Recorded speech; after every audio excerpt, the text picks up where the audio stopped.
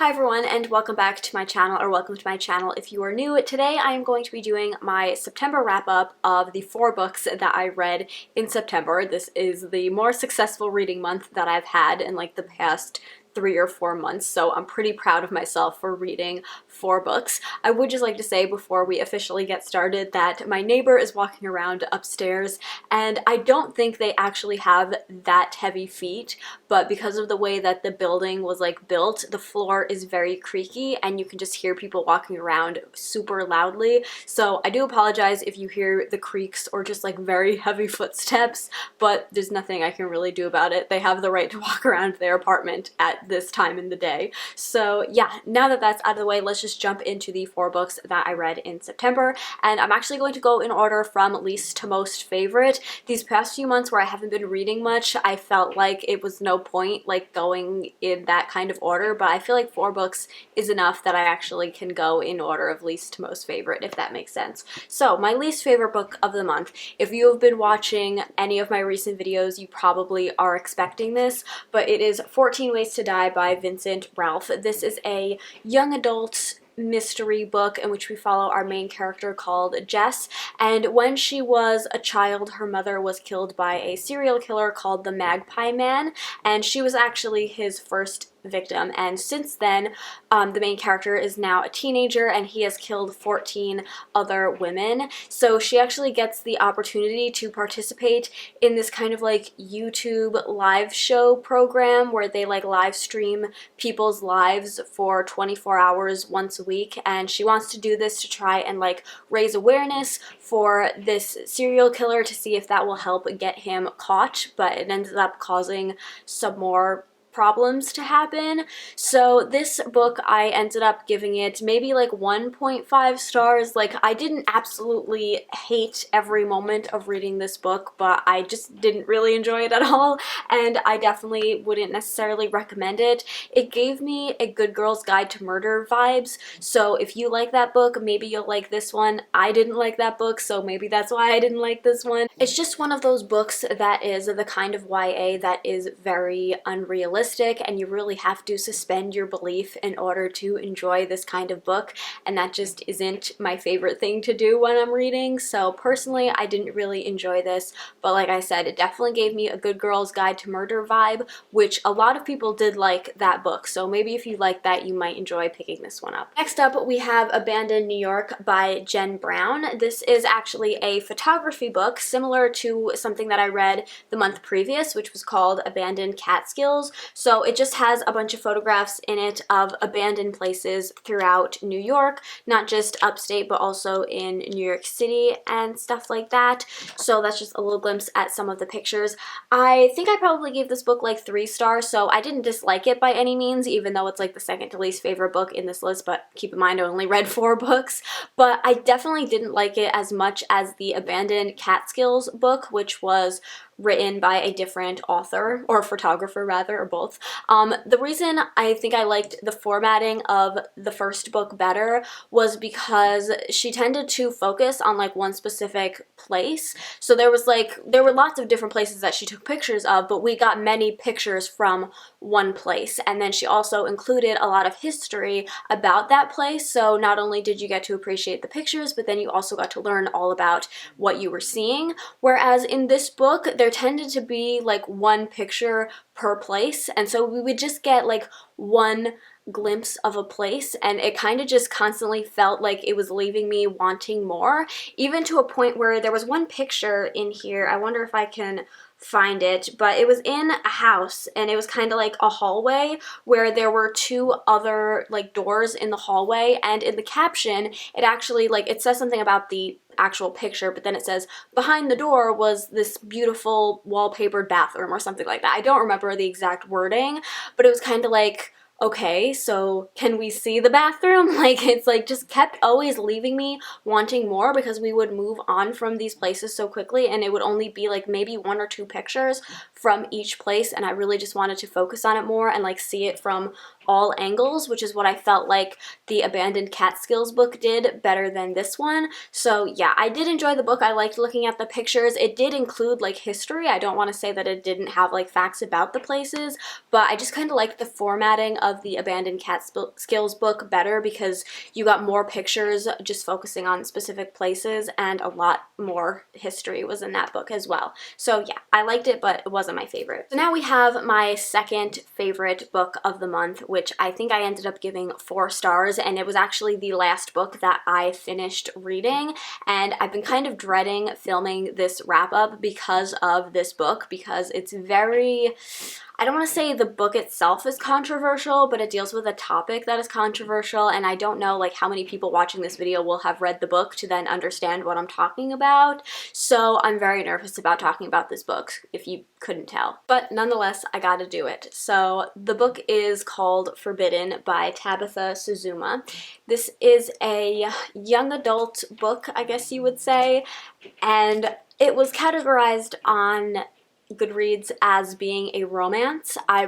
I guess it is, but personally I feel very uncomfortable giving it that title. In this book we follow our 2 main characters who are teenagers. One is called Maya and the other one is called Locken, I think is how you pronounce his name. I've never met anybody with that name before, so I don't really know how to say it. But they are brother and sister, and together they have kind of stepped up to take on the parental role for their 3 siblings because their father left them when they were very young, and their mother is like an alcoholic and she just has a lot of problems and she's not really there for them at all. So the 2 of them together have sort of stepped up to take on that role for their 3 younger siblings, and because of that, and because they've been doing it for such a long time from such a young age, they have had to grow up really quickly and they become very close with each other. They're like each other's best friends, but it reaches a point of being even more than that when they start to fall in love with each other, even though they are brother and sister, which is why it is forbidden.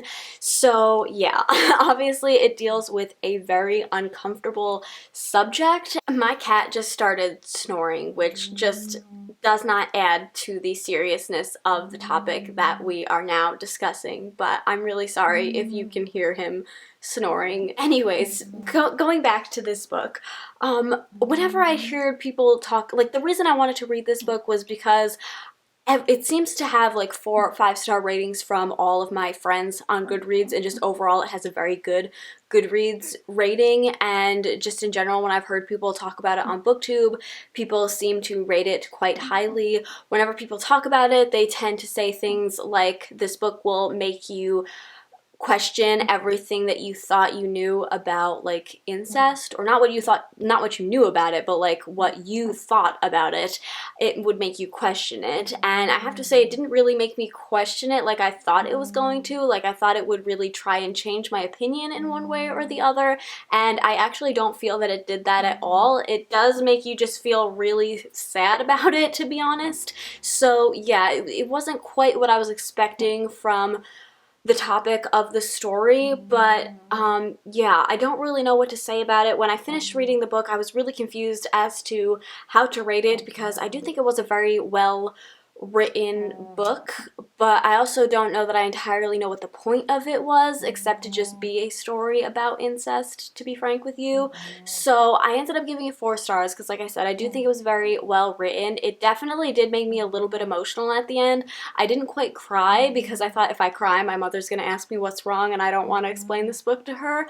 But yeah, it definitely did make me a little emotional at the end, and I don't cry when it comes to books. So I always say if a book is able to make me have that kind of feeling, then it deserves a higher rating. So I landed on 4 stars, but like overall, I really don't know what to think about the story. I don't know if it's a book that like I should be recommending to people, you know? It's like kind of confusing in that sense. And like if you feel the need to look up trigger warnings for this book, besides the obvious, obviously, but if you feel the need to look up trigger warnings for this book before picking it up, you just probably shouldn't pick it up, because like I don't ever get triggered when reading books. Like I am very desensitized to things through book form, which, like I said, like things like books making me cry. Like, movies will make me cry at the drop of a hat, but for some reason when I'm reading books, I'm very desensitized to things when I'm just reading them on the page. So something that could easily affect me while watching a movie does not bother me at all when I'm reading a book. But there were actual points of this book where I found myself being what I guess one would call triggered, because like I said, it's not something that really happens to me often. So yeah, if you feel like this book might be upsetting to you even just a little bit, I would not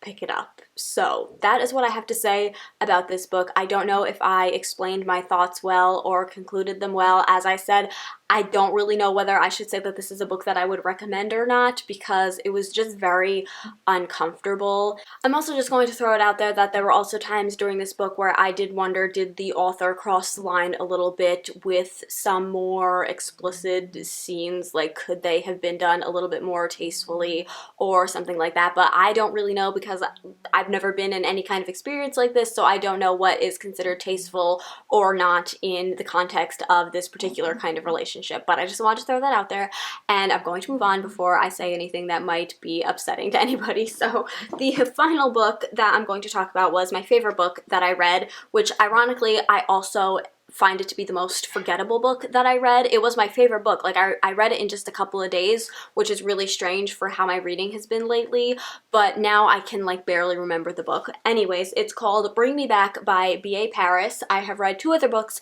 by this author and I've enjoyed both of them, and this one was no exception. I really enjoyed it while I was reading it.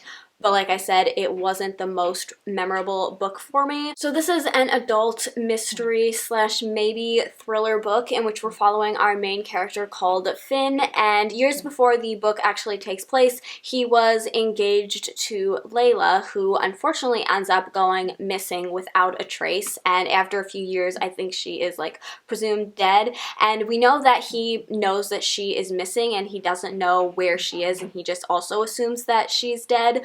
But we also know that he did not tell the police the full truth when she went missing. So now it is several years after that, and he is engaged to another woman when strange things start showing up around his house that are signs that Layla might not actually be completely gone. So hopefully that's vague enough that it doesn't tell you too much, because you guys know I love to go into my mysteries or thrillers blind, and I definitely recommend other people to do that as well. So I feel kind of at a crossroads in explaining this book to you, because on one hand I would super recommend it because I really did have a fun time reading this book. It was definitely one of the better thrillers that I have read in quite a long time. Like, a thriller hasn't gripped me quite like this one in quite a while. So on that hand, I would recommend it to you. On the other hand, like I said, it was pretty forgettable for me. So I think the best way to describe this book is that it is kind of one of those guilty pleasure thrillers.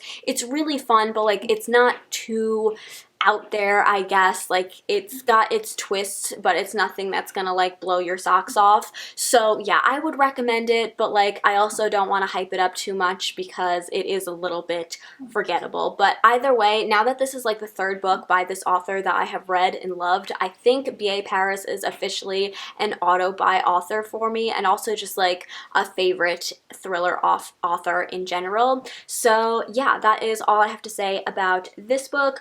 Again, I don't really feel like I explained it that well, but my brain is still fried from reading that forbidden book. So yeah, those are the 4 books that I read in September. Leave me comment, I can't even talk. Leave me a comment down below. Let me know if you've read any of these books and what you thought of them. I'd love to discuss them with you in the comments. I hope you all enjoyed this video. If you did, please give it a thumbs up, subscribe if you haven't already, and I'll see you in my next one. Bye! A lot of times my cat is snoring so loudly, which is just not adding to the seriousness of the book that we're talking about. Myself.